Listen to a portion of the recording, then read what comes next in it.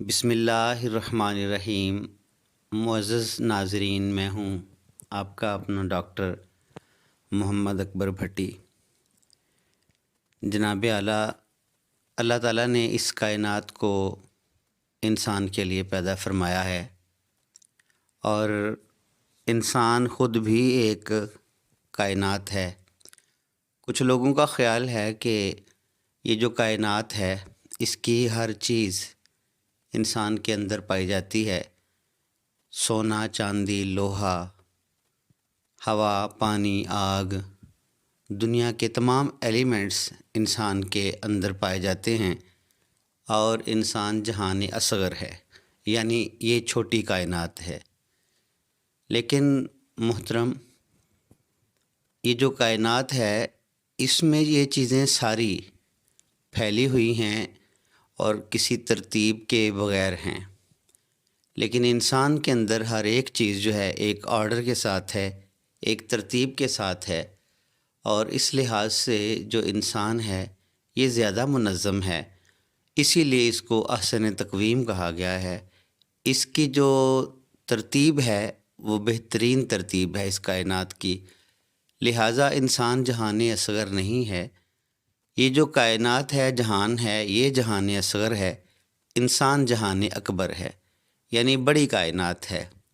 اللہ فرماتے ہیں خلق لکم ما فی الارض جمیعا، جو کچھ بھی زمین کے اندر ہے یہ سب کچھ تمہارے لیے پیدا کیا گیا ہے۔ یہ انسان سے کہا جا رہا ہے، یعنی کائنات کو انسان کے لیے پیدا کیا گیا ہے، انسان کو کائنات کے لیے پیدا نہیں کیا گیا۔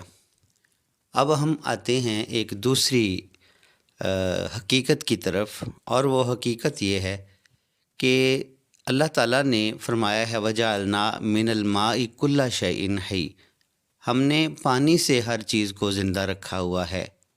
جناب من، یہ جو پانی ہے اس کی سب سے بڑی خوبی ہے لچک، یہ نرم ہے، اس کے اندر عاجزی اور جھکاؤ پایا جاتا ہے۔ جس برتن کے اندر بھی اس کو ڈالیں گے یہ وہی شکل اختیار کر لیتا ہے۔ برتن پائپ کی طرح لمبا ہو، گول ہو، یہ اس کی شکل اختیار کر لے گا۔ اگر کسی کھلے برتن میں ٹب وغیرہ میں ڈالا جائے وہ شکل اختیار کر لے گا، کسی سراہی میں ڈالا جائے تو وہ شکل اختیار کر لے گا۔ تو یہ بات بتانے سے فائدہ یہ ہے ہمیں کہ ہم اگر پانی ہی کی طرح ہو جائیں، نرم، جھکنے والے اور ہر ایک کے ساتھ تعاون کرنے والے، تو ہمارے فوائد بہت زیادہ ہو جائیں گے۔ جب انسان زیادہ فائدہ مند ہو جاتا ہے تو وہ زیادہ بڑا سمجھا جاتا ہے۔ خیر الناس من ینفع الناس، سب سے اچھا انسان وہ ہے جو لوگوں کے لیے نفع زیادہ دیتا ہے۔ تو ہمیں کوشش یہ کرنی ہے کہ ہماری ذات سے، ہمارے وجود سے تمام لوگوں کو نفع اور فائدہ پہنچے، ہمارا کسی کو بھی نقصان نہ ہو۔ لیکن ہم دیکھتے ہیں کہ معاشرے کے اندر بہت سے نقصانات ہو رہے ہیں انسان کی وجہ سے۔ جی ہاں، یہ نقصانات کس وجہ سے ہیں؟ یہ سارے کے سارے نقصانات یہ خشکی کی وجہ سے ہیں۔ جب انسان کے اندر نرمی اور پانی والی خصوصیت ختم ہو جاتی ہے، خشکی بڑھ جاتی ہے، تو یہ انسان اپنے لیے بھی بوجھ بن جاتا ہے۔ ایک ڈاکٹر اور حکیم ہونے کے ناطے میں نے یہ دیکھا ہے اور کتابوں میں لکھا ہے کہ 90% سے زیادہ بیماریاں جو ہیں وہ خشکی سے ہوتی ہیں۔ خشکی بلاکیجز پیدا کرتی ہے، رکاوٹیں کھڑی کرتی ہے، اور جو نرمی ہے، جو لچک ہے، جو پانی ہے، جو تری ہے، وہ انسان کے جسم کو چلاتی ہے۔ جب ہم دیکھتے ہیں انسانوں میں تو بچوں کے اندر سب سے زیادہ نمی پائی جاتی ہے۔ بچے غدی اعصابی ہوتے ہیں، ان کے اندر حرارت بھی بہت ہوتی ہے اور پانی کی مقدار بھی بہت زیادہ ہوتی ہے، خشکی کم ہوتی ہے۔ یہی وجہ ہے کہ بچے نرم مزاج ہوتے ہیں، بچے صلح جو ہوتے ہیں۔ ان میں کوئی جھگڑا پیدا ہو جائے تو بھی تھوڑی دیر کے بعد آپ دیکھیں گے کہ بچے کھیل رہے ہوتے ہیں، سب کچھ بھلا دیا ہوتا ہے انہوں نے۔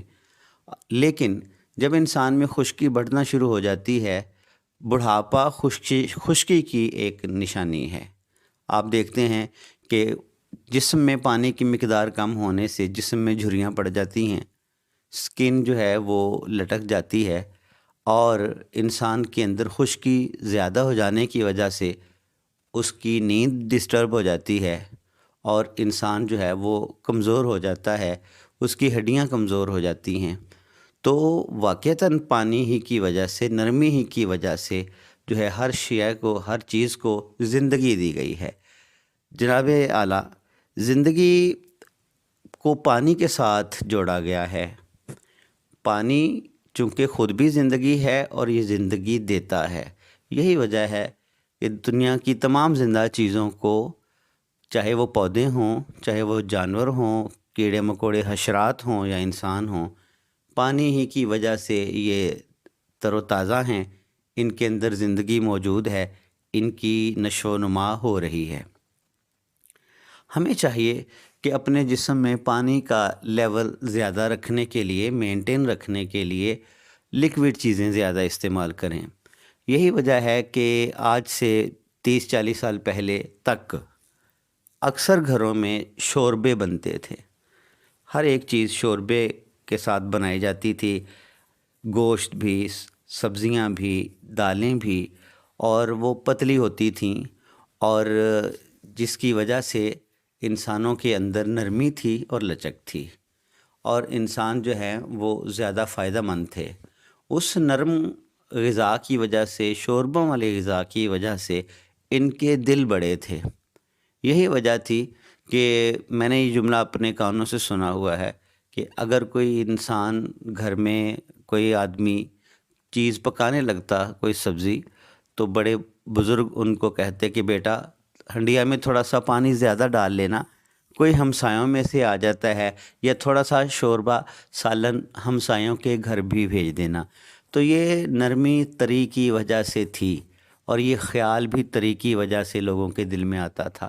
اب جب سے خشک کھانے آئے ہیں، فرائیڈ چیزیں آئی ہیں، روسٹڈ چیزیں آئی ہیں، تو اب دیکھا یہ گیا ہے کہ اگر بیوی فون کر دیتی ہے اپنے خاوند کو کہ آپ آج میری طبیعت ٹھیک نہیں ہے، تھوڑا سا میرے لیے روسٹ لے آئیں یا فرائیڈ فش لے آئیں، تو وہ بیچارہ سوچتا ہے کہ گھر میں اور بھی افراد ہیں، بہنیں ہیں، بھائی ہیں، امی ابو ہیں، اور اس نے یہ ڈیمانڈ کر دی ہے، اب اس نے بیچارے نے پوری کرنی ہوتی ہے۔